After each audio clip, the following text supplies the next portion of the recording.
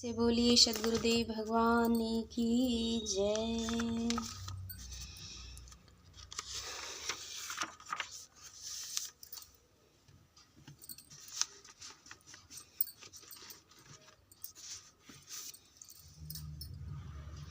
नाम अनुभव ज्ञान आवे, सूक्ष्म सूक्ष्मांतर तरे।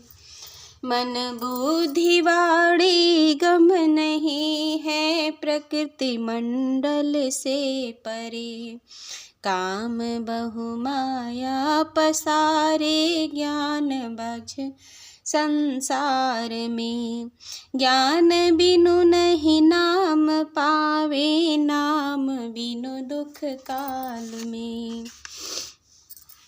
परमात्मा के साक्षात्कार अनुभव द्वारा पूर्ण ज्ञान उपलब्ध होता है। जब आत्म चेतना सुरति सूक्ष्म से सूक्ष्मतर निरति के रूप में परिणित हो जाती है, मन बुद्धि एवं वाणी इनकी गति प्राकृतिक मंडल से परे चेतन जगत में नहीं हो सकती, क्योंकि ये स्वयं प्राकृतिक हैं।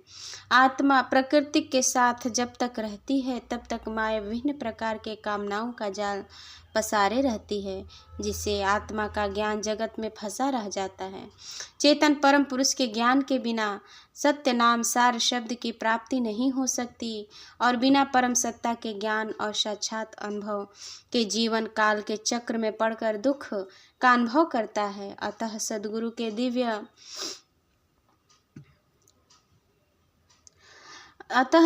के दिव्य ज्ञान प्रणाली द्वारा अपनी सुरति को प्राकृतिक संसार की ओर से मोड़कर उसे परम पुरुष परमात्मा में लगाकर शांति एवं आनंद को प्राप्त करें, यही उपदेश है। आपा दुर्ग आपा प्रकृति का गुण कर्म गारा दृढ़ दई। मन बुद्धि इंद्रिय देह सारे को सवस्था सब भई। कोट कारागार दुख में अटल आपा ना गई। आप अपार ग्रंथि भारी ना छूटे कितने गई। प्रकृति भूमि कर्म सारे करि थके कितने नहीं। आप चिन्ह आप मिटावे शब्द लखी सब दुख गई। शरीर रूपी किला प्रकृति का है, इसे तैयार करने में त्रिगुण और कर्म के समान लगाए गए हैं। इसके अंदर मन बुद्धि इंद्रिय पंचकोश पंच अवस्था जन्म बाल किशोर तरुण वृद्ध और मृत्यु, ये सभी प्राकृतिक उपकरण विद्यमान हैं। यह किला दुखमय बंदी गृह है। यह दृढ़ और स्थिर है, इससे निकलना दुस्तर कार्य है। शरीर रूपी बंधन अति कठिन है। कितने जन्म बीत गए, प्राकृतिक सारे प्रयास सारे कर्म और नित्य नए नए प्रकार के करके जीव थक गया, किंतु यह शरीर रूपी कैद से मुक्त नहीं हो सका। इससे छूटने का एकमात्र उपाय है अपने आप को पहचानना, आत्मज्ञान प्राप्त करना, तत्पश्चात आत्म चेतना द्वारा शब्द स्वरूप परम पुरुष का साक्षात दर्शन करना। तभी सारे दुखों से निवृत्ति हो सकती है। अन्य कोई भी युक्ति से छूटने की नहीं है। कर्म भ्रम का नाश प्रकृति का गढ़ ढाई। आप प्रकाश चेतन को मिले। ब्रह्म विद्या विहंगम योग के साधन द्वारा कर्म एवं भ्रम का नाश हो जाता है, अर्थात क्रम और अज्ञान के बंधन से जीव मुक्त हो जाता है। प्रकृति का किला ध्वस्त हो जाता है। आत्मा निज चेतन प्रकाश को प्रकट देखती है।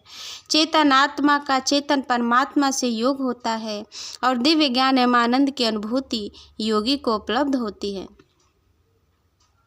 सहज की रहनी सहज है, सहज सहज को पाए। सहज सहज साधन चले, सहजे सहज समाय।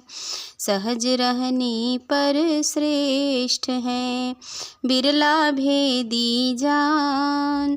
अंतर गम नहीं, सुरति निरति और ज्ञान। ब्रह्म विद्या योग की क्रिया विज्ञान युक्त प्रणाली द्वारा आत्मा को अपनी स्वाभाविक चेतन अवस्था में रहना सहज सुविधापूर्ण है। इसमें अन्य लोगों को कठिनाई एवं असंभावना होती है, किंतु विहंगम योग्याभ्यासी को नहीं। चेतन आत्मा चेतन परमात्मा को प्राप्त करती है। विहंगम योग का साधन चेतन भूमिका है। इसके द्वारा चेतनात्म सुरति चेतन पर ब्रह्म में प्रविष्ट हो जाती है। चेतन स्थिति में स्थिर रहना अत्यंत श्रेष्ठ है। इसे कोई कोई गुरु भक्त मर्मज्ञ साधक प्राप्त करता है। इस साधन में आंतरिक प्रक्रिया से साधन पथ पर चलना होता है। ब्रह्म कोई भी प्रक्रिया इसके लिए अपनानी नहीं पड़ती। विहंगम योग की साधना द्वारा सुरति तथा निरति का प्रत्यक्ष ज्ञान साधक को होता है। सहज सहज मार्ग चढ़ी जाई, सहज सहज में शब्द समाई, सहज शब्द में सहज समाई। पग पग चले रहे परिक्रमा, अंतर्दृष्टि गगन मुख धर्मा। प्रकृति कर्म रहे नहीं दूजा, पार ब्रह्म के जाने पूजा। नगर अरण्य एक सम जाने, व्यापक रूप सकल जग माने। बंद न आँख कान कुछ होई, कष्ट न तन मन साधन कोई। सुंदर रूप निरंतर दर से, पुष्पवासी इव आत्म पर से। सहज समाधि संत जन जाने, गुरु प्रसाद निहा शब्द समाने। रहनी सहज परम गुरु भाखे, दुख सुख पार परम पद चाखे। इन पंक्तियों में ग्रंथकार ने विहंगम योग की सहज रहने का वर्णन किया है। विहंगम योगी की आत्म चेतना सुरति अहनिशि परम पुरुष नित्य चेतन शुद्ध बुद्ध मुक्त स्वरूप सच्चिदानंद परम सत्ता में जुटी रहती है। ऐसी अवस्था विहंगम योग के अभ्यास द्वारा सहज ही प्राप्त हो जाती है। इसमें किंचित भी कठिनाई नहीं होती। आत्मसुरति सहज ही चेतन पथ पर चढ़कर सहज अक्षर ध्वनि एवं परम तत्व सार शब्द में प्रविष्ट हो जाती है। ऐसा सहज योगी का एक एक कदम पृथ्वी पर चलना मानो अपने इष्ट देव परम पुरुष के प्रदक्षिणा करना है। उस विहंगम योगी की आंतरिक चेतन दृष्टि सतत चेतन गगन की ओर उन्मुख रहती है। अब उसके लिए जप तप व्रत इत्यादि कोई प्राकृतिक कर्म करना आवश्यक नहीं होता, अर्थात जब प्रकृति के सारे साधन का त्याग होकर आत्म चेतना परब्रह्म से युक्त हो जाती है, तब वहीं परब्रह्म परमात्मा की पूजा है, ऐसा जानना चाहिए। वह विहंगम योगी नगर और वन को एक समान जानता है। नगर के कोलाहल के बीच रहकर ही भी अरण्य की शांति सा अनुभव उसे होता है। वह व्यापक परम तत्व को सर्वत्र अपनी दिव्य दृष्टि से देखता है। आँख कान एवं नाक बंद करने जैसा कोई कष्टमय साधन शरीर और मन का नहीं करना पड़ता। परमात्मा का अद्वितीय अप्रतिम एवं सुंदर चेतन रूप सहज योगी को सदा प्रत्यक्ष दिख पड़ता है और आत्मा उस दिव्य रूप को पुष्प के वास की तरह सदा स्पर्श करता रहता है। जैसे पुष्प की सुगंधित पुष्प को हमेशा स्पर्श करती रहती है, वैसे ही आत्मसुरति सदैव परमात्मा के चेतन दिव्य रूप में निमग्न रहती है।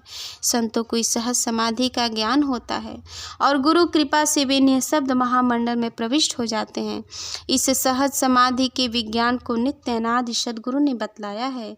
इसके द्वारा संसार के दुख सुख से पृथक हो प्रकृति से पार परम पद परमात्मन तत्व का आस्वादन विहंगम सहज योगी करता है। प्रेम से बोलिए सद्गुरुदेव भगवान की जय।